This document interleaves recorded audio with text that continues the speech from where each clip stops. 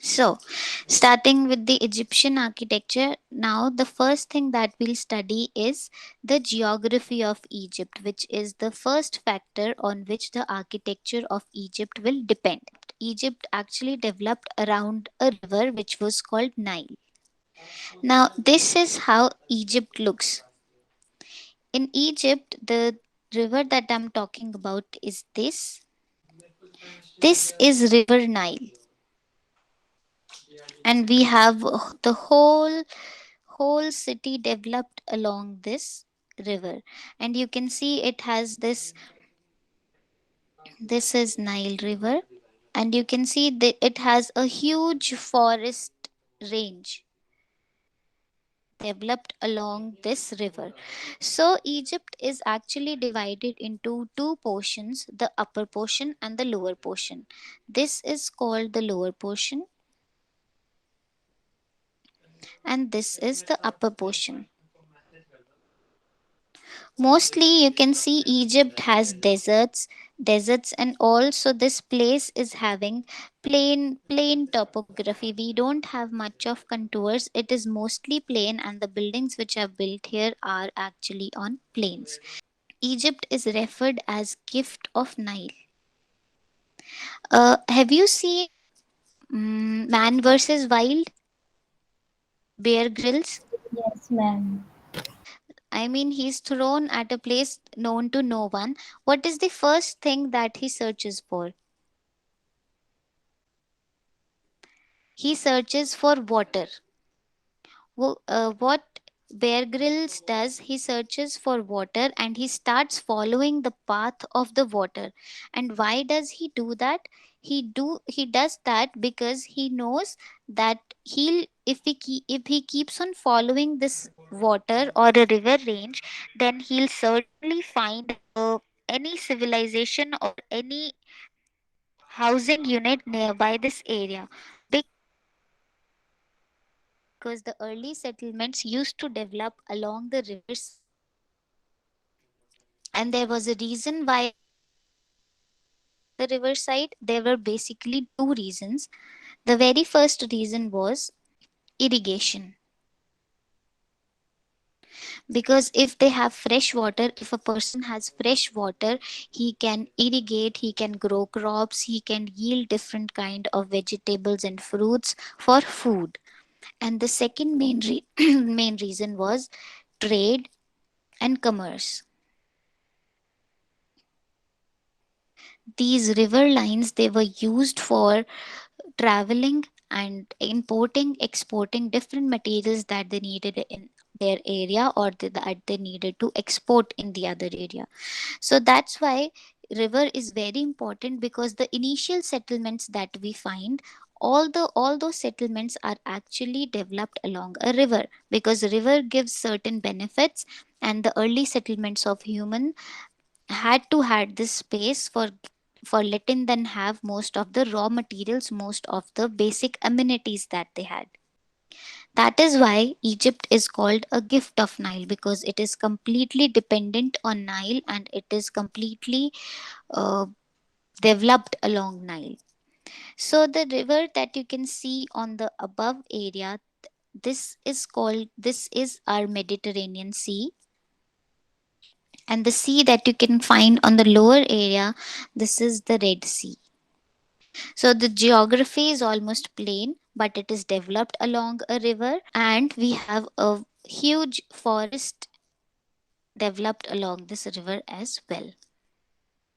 You will find major cities inside this area. River Nile is actually the longest river in the world. It is almost 6,650 kilometers, and it flows from Africa to Mediterranean Sea. So this flow that you can see inside this map, it is coming from Africa, and it ends at Mediterranean Sea. And the main purpose of this river was to grow crops and settle, properly, because since all the primitive ages that we studied earlier, they were Humans were mostly focused on mobility. They used to roam here and there in search of food and shelter. When they started settling, they started domesticating, they started irrigating, and water was one of the main dependency for their settlement. Plus, the soil that we find near the river, it is very alluvial in nature, and it is alluvial because the river Nile, it gets flooded.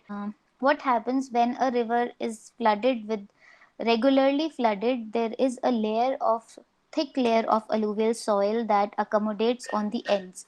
So the ends of the river starts having very alluvial soil which is rich in nutrients, and this area can be used for the whole irrigation purposes. And the major thing that I told you, this river was also used for trade and commerce. See, this is how River Nile looks like. It is all flooded, it is having a green lush area all around and forests all around. And see, this is a picture showing how the river route is used for trade and commerce. Because earlier there was the transportation was not on cars or trucks. People used to have ships and they used to travel through water. And this is the only area through which Egyptians they imported and exported all their products. So the very first material comes up to be your clay, and this was the most prominent material which was used during early Egyptian architecture. And due to the Nile Delta, it was used to manufacture sun dried bricks.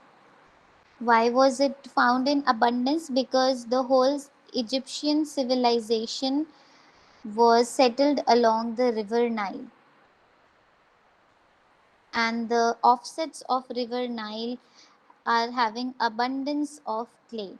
So sun dried bricks were used to make basically all the houses in the Egyptian civilization were made in sun dried bricks. The next material that they had was palm leaves and reed. You might have seen them in local bricks that you find in villages, and this brick is actually made up of clay, and this brick was filled up completely with straw, leaves and reed. That is called reed. So they are basically dried leaves that you find in the area.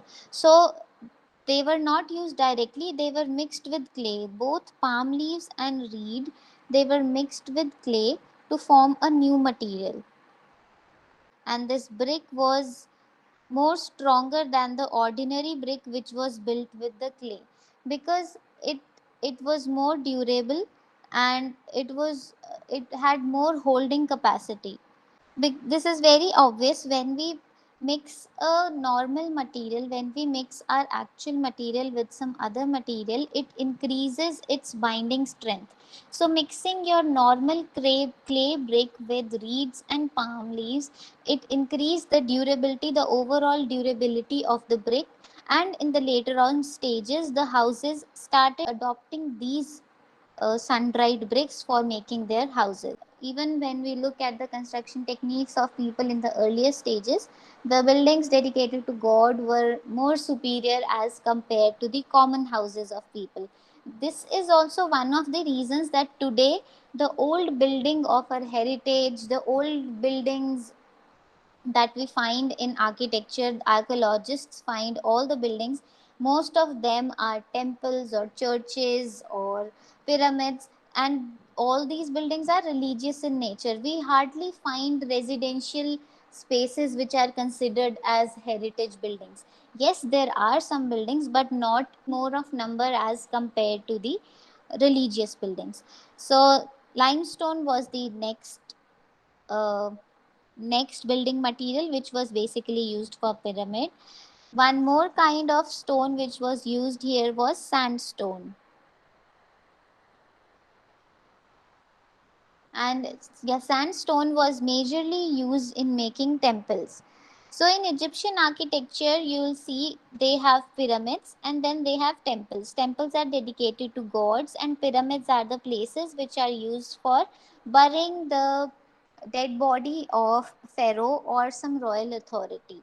We'll study these things in the later stages. Pyramid was a modification of mastaba. Suppose you have this ground and someone is buried inside this ground. Above this thing, except of making a tomb, you make a proper coffin kind of a thing, which is not holding the actual dead body, but it looks like that this coffin is having a dead body, but the actual grave is beneath the earth. So this was meant to avoid delay. They used to build this artificial coffin because people in Egyptian culture, they used to bury all the jewels, money, and very precious stones with the dead body of a person, because they believed that a person can take all these things in his or her next life.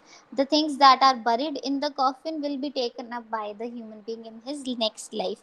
So most of the thieves, they used to open these coffins and loot. They used to steal all these things. So to avoid such thing, they these people started distracting the thieves with it. So these things were called sarcophaguses.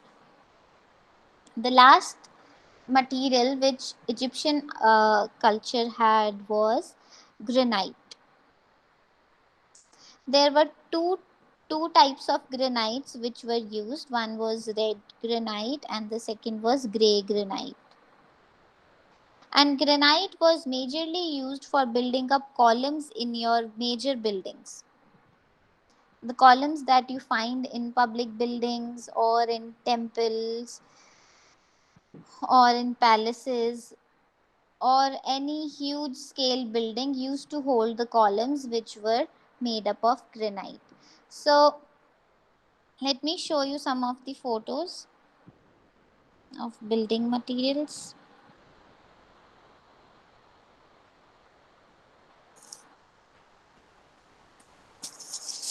So this is the brick that I told you about. You can see this is a brick which is a combination of reed plus clay. Can you see this small things coming out of the brick?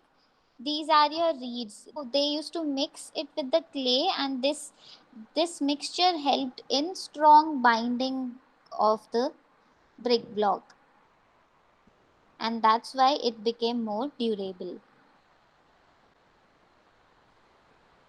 So these are your pyramids. This stone that you are seeing here is limestone. So your pyramids were made basically in limestone. This figure that you are seeing in front, this is called Sphinx. This was a mythical creature which was a combination of a human figure and animal figure from below. We'll discuss this also in detail in the later stages. You can just make out the materials that they used to use. Pyramids were basically in limestone. These were used to make all the houses. Sandstone was used to make all the temples and sarcophaguses.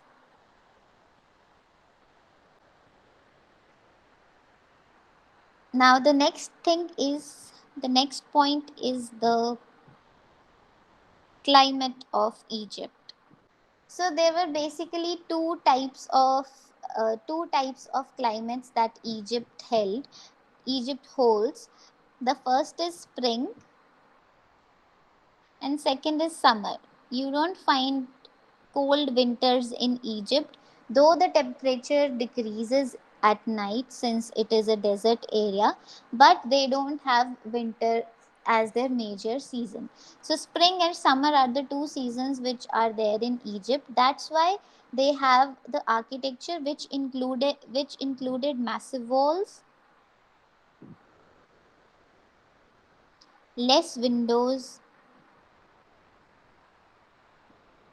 and flat roof. Now, the major reason of using massive wall was to reduce the heat that is penetrating inside the building. If we have if we have massive walls, by massive wall we mean we have brick which is having broader depth. The less the number of windows, the less the heat will go inside your building. And why did they adopt flat roofs? because they had no rainfall and there was no problem of drainage. Since there was no rainfall in the area, that's why they had flat roofs and drainage was done easily.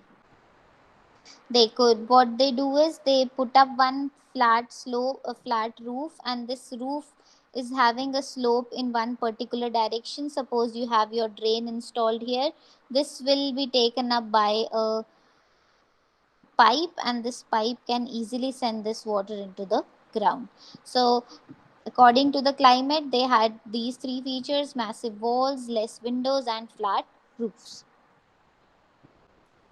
If I talk about the actual planning of the houses that they had in Egypt, they had a typical kind of plan in which they had a single floor.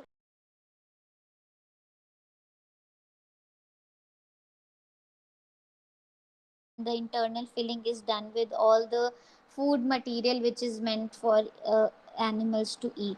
So this area was, there was a kind of place like this also. Now the walls that you see here, they are very thick so that heat could not penetrate inside the building. And the windows that you see, they are less, there are less number of windows and they are small windows, कम भी हैं and small in nature भी हैं. So they were basically made of mud bricks and reed blocks. So you'll find kitchen and bedroom inside this. This was typically a single floor home of one Egyptian person, and the home which was of royals, only those houses used to have two floors. A typical normal person would have just one floor building, but the royals used to have two floors for their building. And since they had a big family and they accommodated both all the members in separate floors, even the activities that they had, they were different from the normal people in the Egypt. So this was how a simple Egyptian home looked like.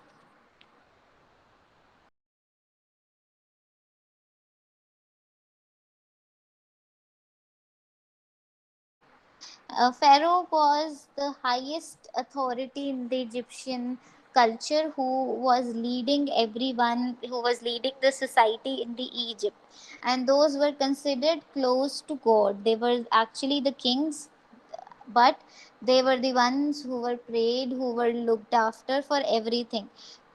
And most of the things which focused here was about life after death. That's why they had tombs, so as to bury a person. And these tombs have two to three types. The main was mastabas, and the other one was pyramids.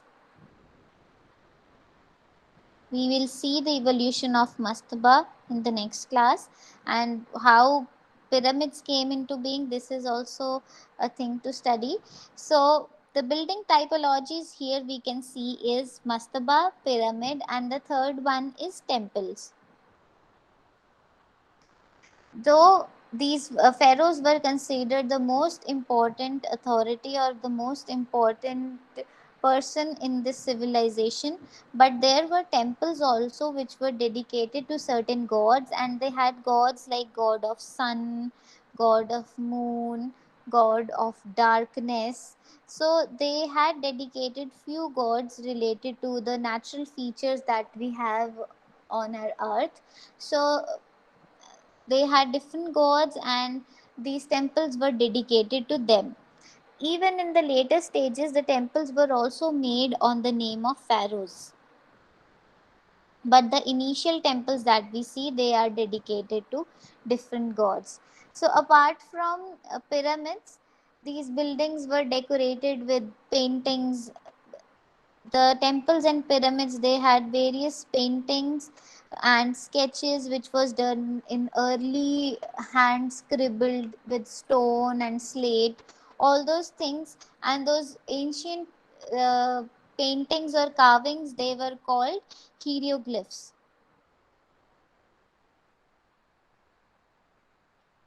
These were the manuscripts. The way we have Sanskrit, and in Sanskrit we have several uh, things written. We have old manuscripts.